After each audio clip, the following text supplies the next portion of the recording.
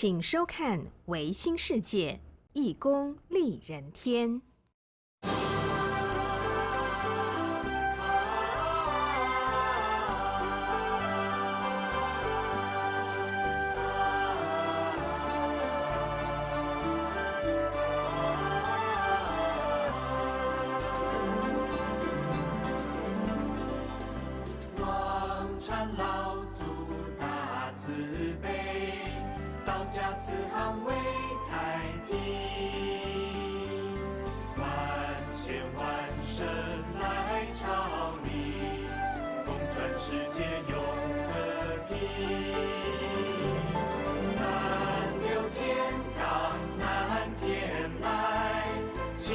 天是天心爱，爱尊者土足灵，无三如来生门开。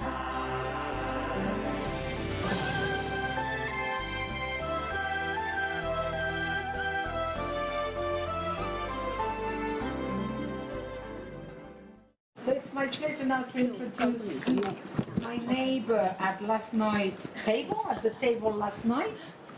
Yes, so Mrs. Lee Yu-Chen, who was the professor of Fiona host. So we do have a transmission story here. And she's going to talk about Weixin Chen Zhao because she says that after knowing Fiona for so many years, she became very interested in Weixin Chen Zhao. And so she decided to speak about that. So your title is The New Religion Weixin Chen Zhao, to leverage culture and religion to bridge the gap, the gap. Yeah, the gap. GAP, yes. Sorry. Okay, that's okay. All right, so your turn to speak, please. Okay, Thank you. Good afternoon, everyone. I will speak English very slowly. Okay. And if you have any question, you can discuss with me later. Okay. Okay. Next. Okay. Yeah. I mean, as a teacher in classroom, I will define religion according to these elements, right? I think you all teach religious courses.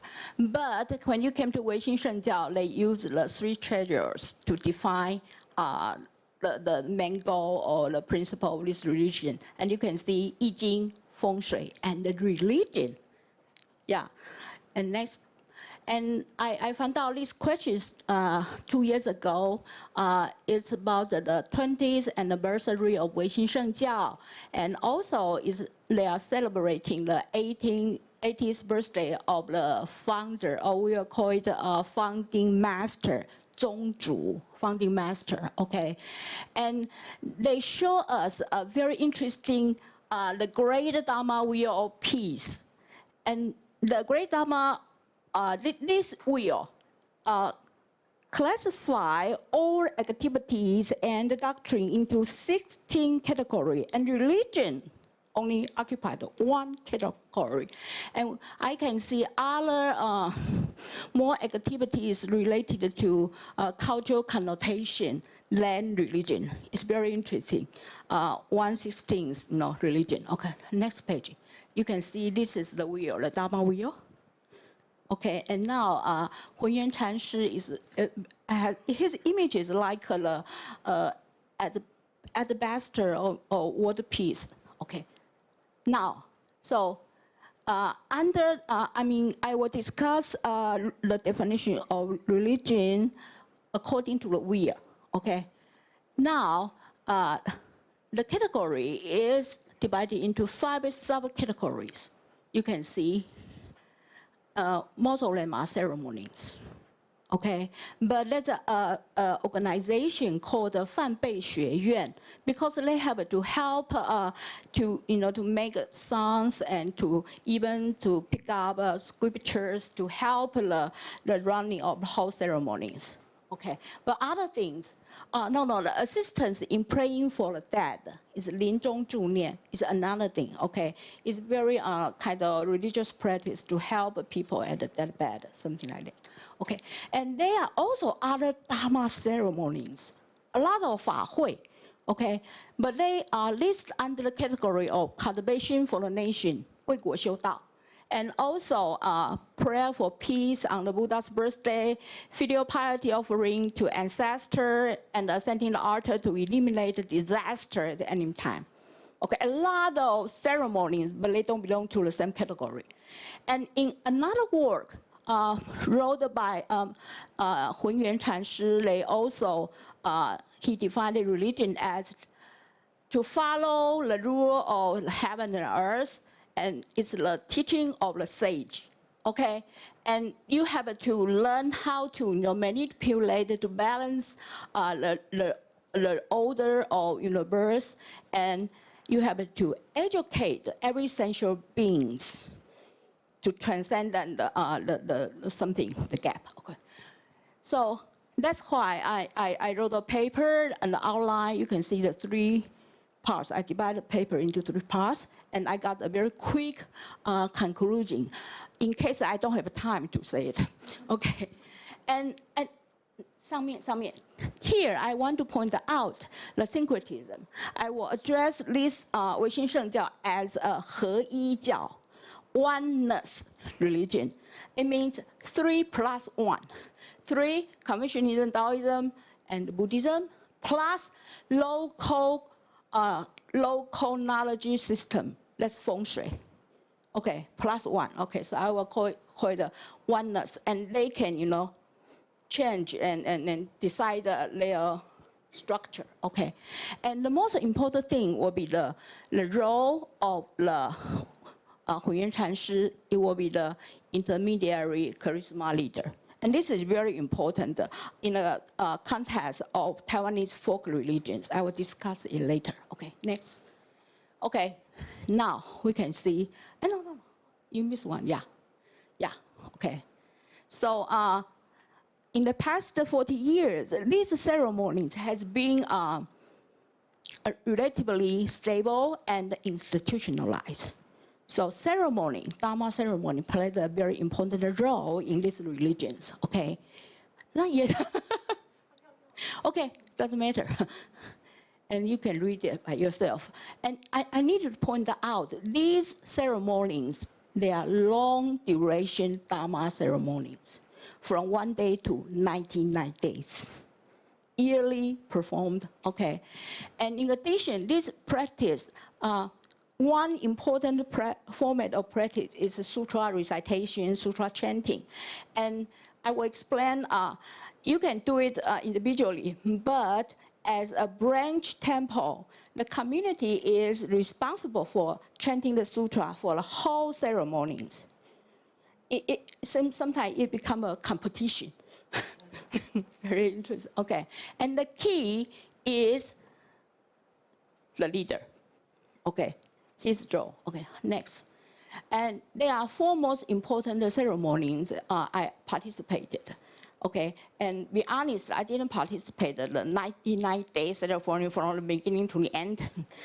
I got to drop by. Okay. Next. The first one is the 1-day drama ceremony in New York. You just participated 2 days ago, okay? And the category doesn't belong to religion, but for the cultivating the way for the country. You see, it's very important. Okay, the next is a 7 days ceremony, okay? And this is the Qi'an Fa Hui, so the same category under religion, okay? Third is the 12-day ceremony. And you can see there's 2 deities will be worshipped. One is Avalokiteshvara Sabara, and the other is the Wangchan Laozu, okay? And it's very important to point out this ceremony, there's a schedule. Usually between two ceremonies, Hunyuan Chanshi will design summer section, summer seminar to lecture on certain sutras, okay? And after they have a deeper understanding of the sutras, then he will design a ceremony devoted to the sutras. And then during the ceremonies, he will spend the time, sometimes every afternoon, to lecture on the sutras.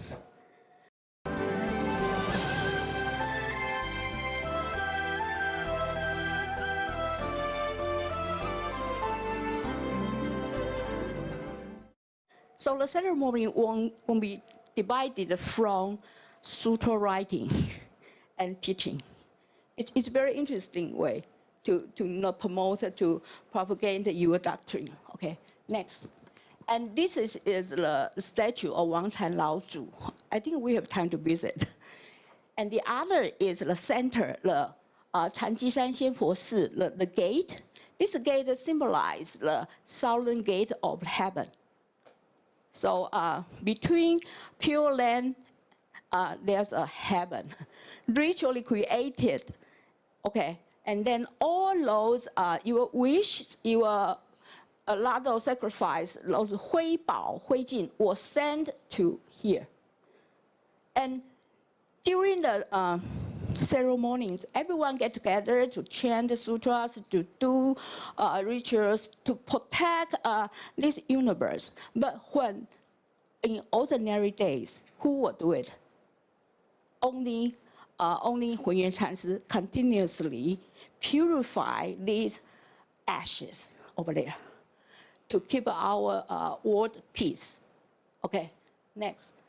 So the role of Hunyuan Chanshi in ceremony is very important, right? And it's very, another stuff. I'm thinking, is his role like a Taoist who created new rituals?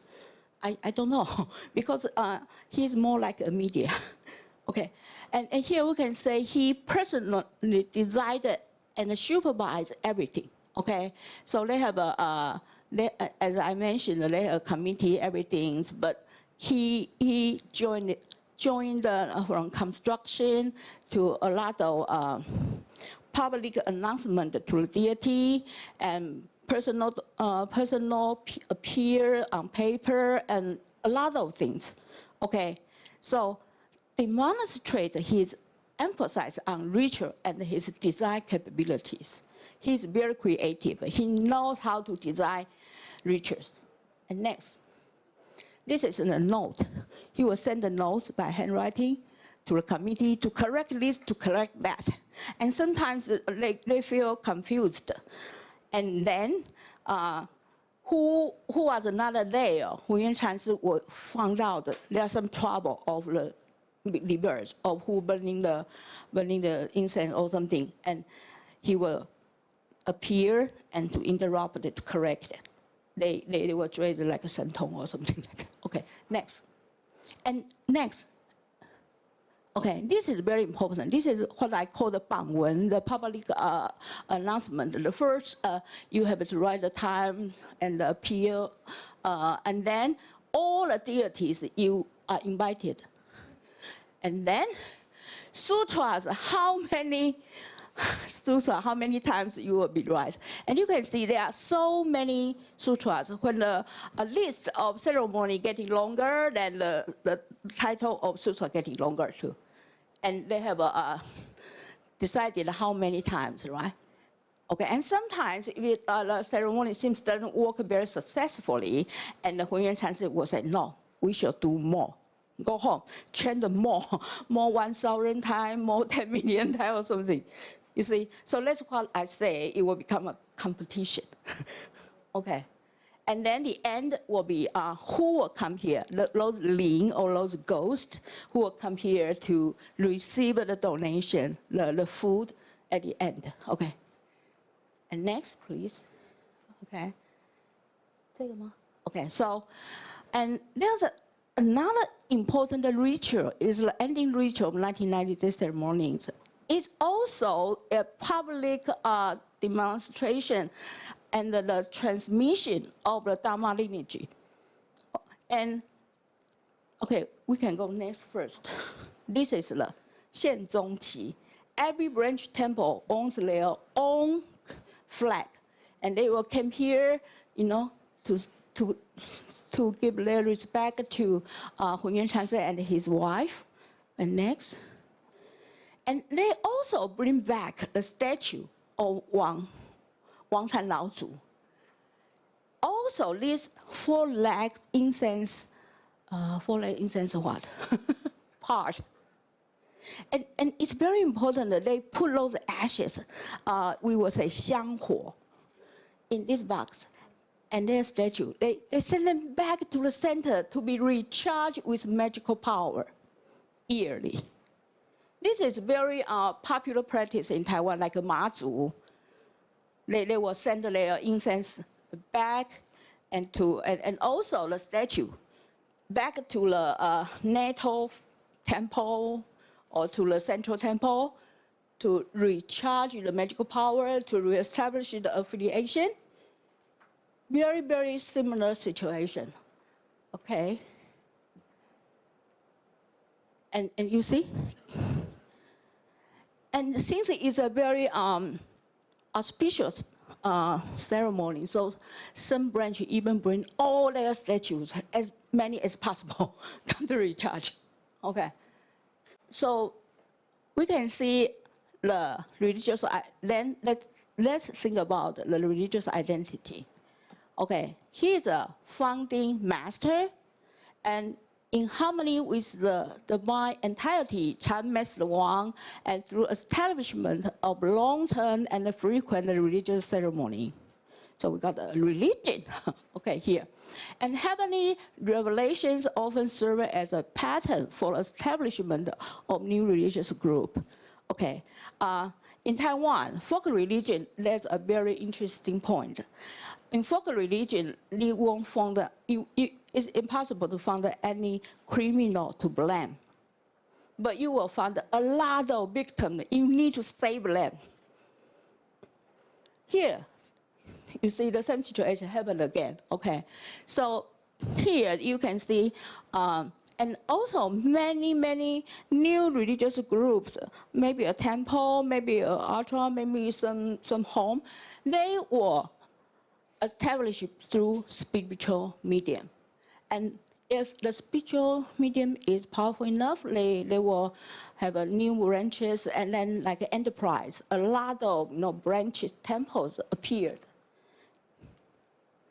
But the crisis is the new branch, the leader of new branch will try to make themselves a new leader too.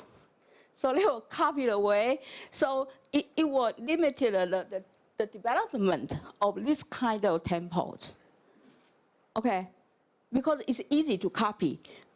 You are the only one who can hear the sound from, so I hear too, that's an idea. And you can publish book or do something. It's very interesting phenomena, but here we see how to entrust such a leader. It's become very important. And I think Hunyuan Chan's his successful establishment of Weixin Shengjiao, elevating the art of feng shui to the cosmic principle of saving sentient beings, all sentient beings, and then resolving grievances, and he relies crucially on his role as a sacred intermediary. Okay, next. So I got a conclusion. First thing, ceremonies are critical. They even identify ceremonies as religion, okay? And so the ritual are not only quantitatively achieve their goal of saving the earth, but also serve as a concrete method of consolidating consensus with the religious community. Outside, inside, forward, okay?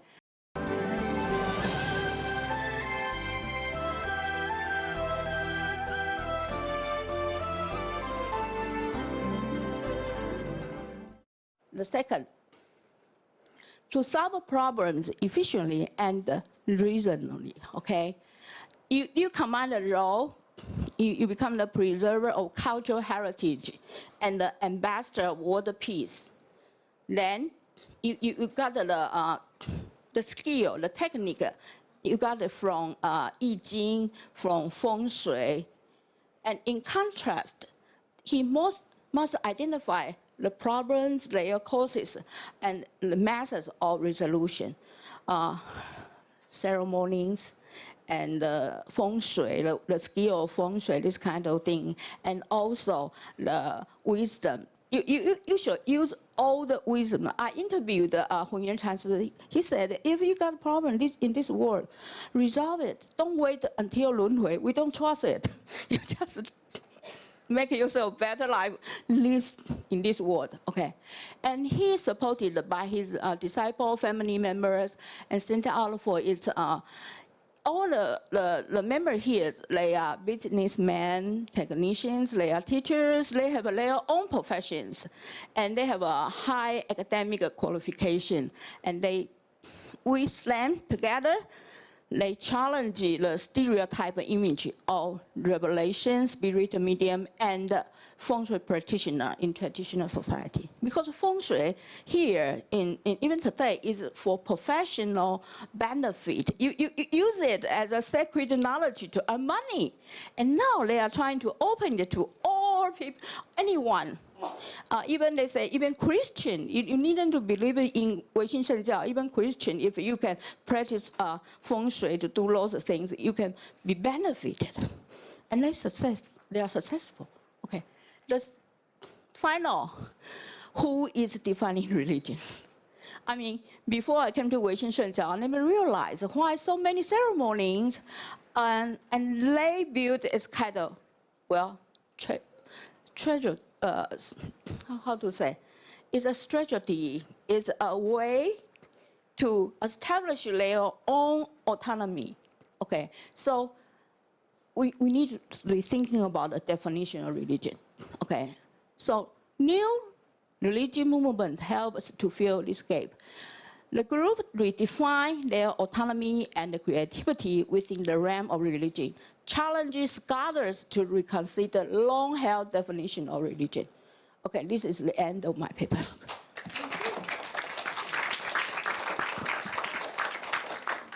Thank you. Perfect. Yes, and it's you've already okay. So this is a great honor to introduce Fiona Chang as a speaker, because of course everybody knows who she is. She's the daughter of Grand Master, and she's a little bit, as I did for the others. And she has been, of course, a major organizer or co-organizer of our conference, and also of the ancestor ceremony. And she's going to speak now because she is also. Thank you. She also defended a PhD this year, if I remember correctly. So in May, yes. So she's a new doctor, yes. And so now she's going to talk about the land of powerful and noble people, the feng shui of CHANG Hsin-Fang, Fuxi, I don't know how you pronounce it, temple, and its symbolic meaning. Yes. So the floor is yours, Fiona. Thank you.